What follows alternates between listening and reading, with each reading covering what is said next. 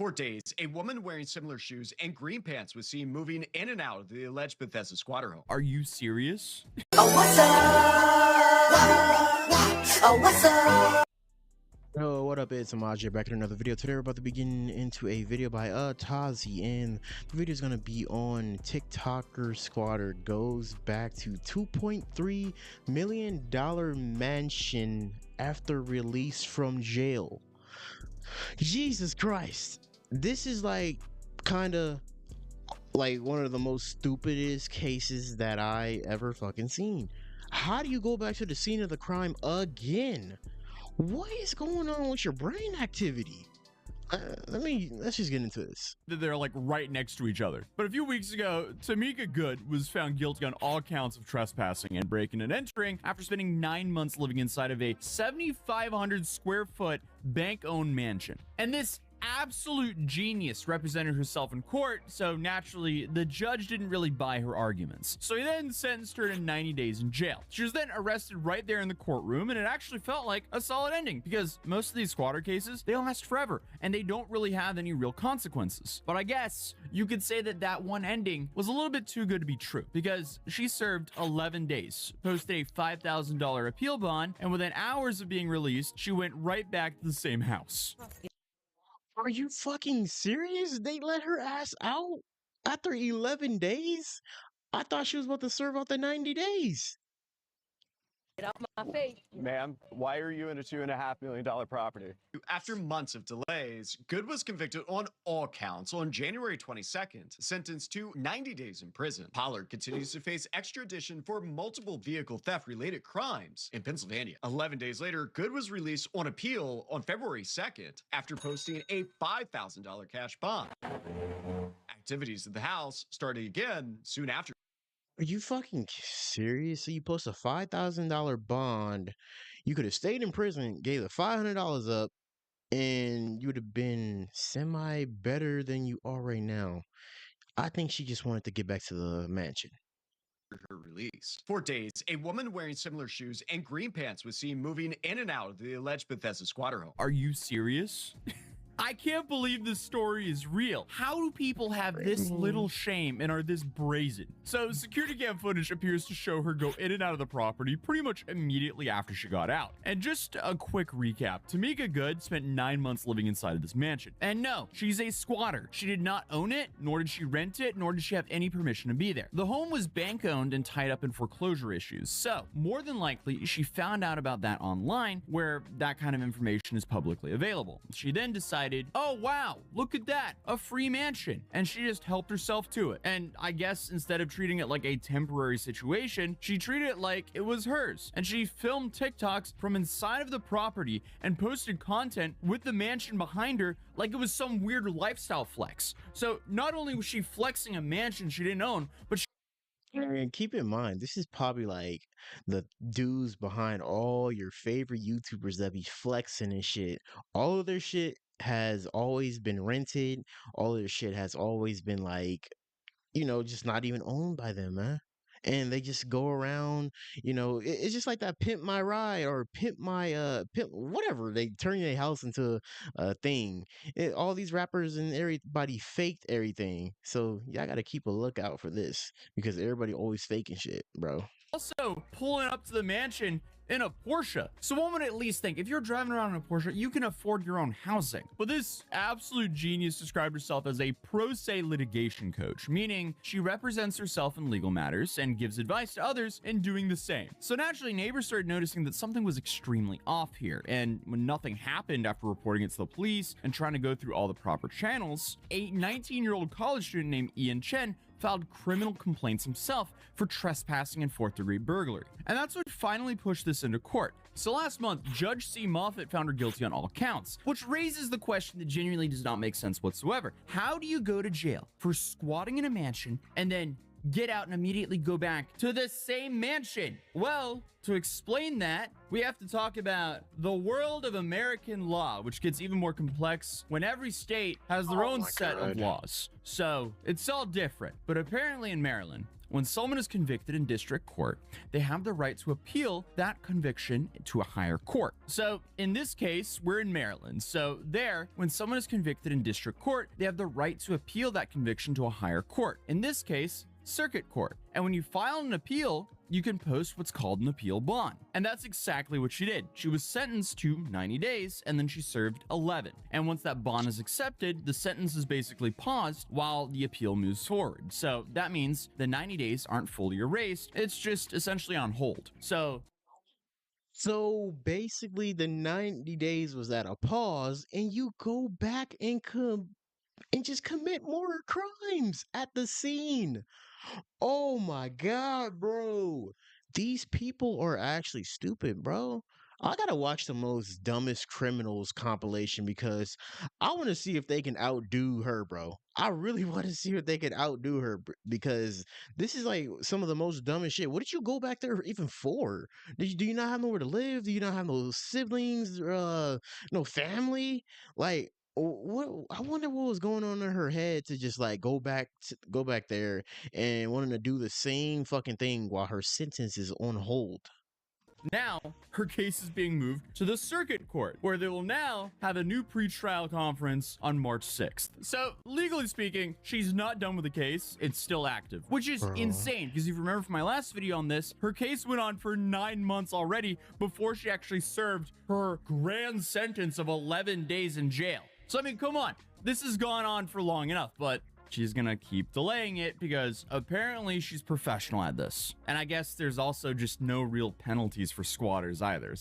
But I feel like if you were already convicted of trespassing in a property and then you decide to return, shouldn't you automatically be removed from that property? One would think so, but apparently not. And that's because criminal charges and property possession, I guess, are just two different lanes in the legal system. So being found guilty of trespassing punishes the act, but it doesn't transfer physical control of the house back to whoever owns it. That part usually requires a separate civil process. And I guess when the property is bank owned, tied up in foreclosure, and sitting vacant, that process can move very slowly. So even though she went to jail, once she posted bond and appealed, the criminal sentence is just paused, but the physical occupancy issue is still a completely separate fight, which is just how you end up in this bizarre situation where someone can go to jail for squatting, get out on an appeal, and then return to the exact same property while the case.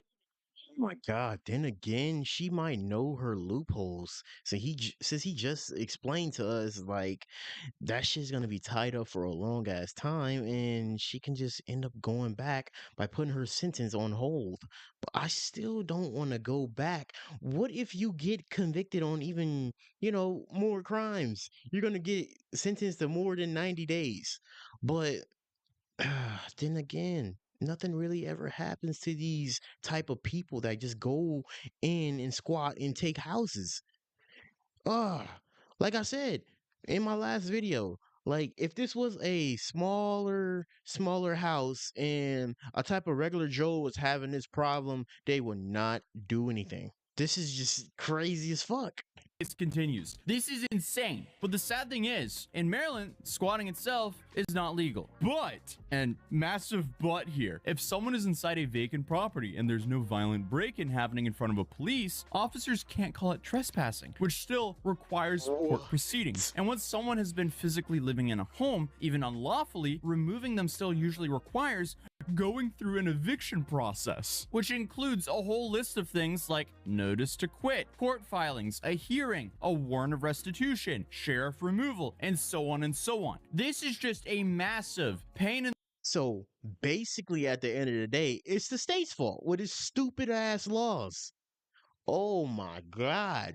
See, this is why like each state needs to revise and take a look at their laws because they got to be like, oh, this law is stupid.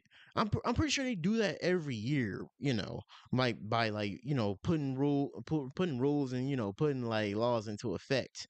But like just to think about who voted on this type of shit is just wild. Like this is just taking long because of them, and then it just ends up with the same cycle of bullshit happening right now. This is probably going to even take her even longer to get in jail. That's probably why she's just enjoying all this attention right now. the butt for everyone in this neighborhood, because as a neighbor there, you have no idea what's going on in this house. And as we also found out, she was living with another dude who had a warrant for his arrest, and he was also arrested the same time as her. So, I mean, this is just a massive legal hold that she's taken advantage of. Not to mention, she's living inside a mansion with lights on, water running, and packages being delivered. Because if utilities were already active at minimum service levels, which is common for vacant properties, because, you know, you don't want mold in your property, so you kind of need to run the AC at least. So, she might have not even needed to turn on the power in the first place, so she's probably stealing the power as well. So, I guess all of us Bro, she's just living in a palace essentially. They can't really do nothing about that shit right now. But just wait until legal processing happens. She's just literally living in a stolen house, and they're just sitting up there. I bet the neighbors are just nervous about this woman, bro. normal people, we have to pay for the record high power bills, but she might not even have to. But I mean, even if she had to pay for the utilities are like billing relationships and not really title verification systems. It's not like you're registering a car where you need to prove that this is actually your place or your car or your property. In theory, someone can just be inside the house, they can appear established, and they can just receive mail. So from there, they can pay utility bills. And until a court process fully plays out, law enforcement can't just override that without orders. And even though I hate this thing is still going on, I'm definitely interested to see how it plays out in court. Because the first time around, she represented herself. But now, essentially, this is pissing me off because it's literally the legal thing is just pissing me off. Like, there's no other way around it. she has a lawyer. And he doesn't seem, how do I put this? He doesn't seem like the best attorney. We spoke with Alex Webster about his client. How would your client, Ms. Tamika Good, get inside a $2.3 million property? Cut. I don't know if I can answer that. Allegedly. Can I cut? We're Rolling. we're rolling, my friend. Yeah. Well, Miss Good did her research. She found out that a certain property was under the control of a certain group and that there was a title issue. Due to the title issue, she was able to assume the property under squatters' rights. So in Maryland, there isn't a particular squatter right. Am I missing something? Well, it's not a particular. Oh my God. I can already tell she is screwed.